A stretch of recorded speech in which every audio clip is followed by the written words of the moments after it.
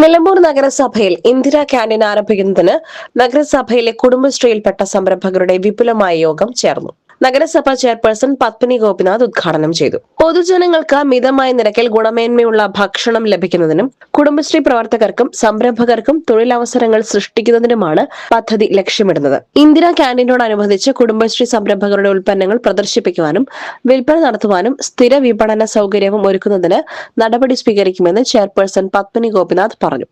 പദ്ധതിയുടെ പ്രവർത്തനങ്ങൾ വേഗത്തിലാക്കി എത്രയും പെട്ടെന്ന് ക്യാന്റീൻ പൊതുജനങ്ങൾക്കായി തുറന്നുകൊടുക്കുന്നതിന് മുന്നൊരുക്കങ്ങൾ നടത്തുന്നതിന് സബ് കമ്മിറ്റിയെ യോഗം നിയോഗിച്ചു. CDS പ്രസിഡന്റ് സാലി ബിജു അധ്യക്ഷത വഹിച്ചു.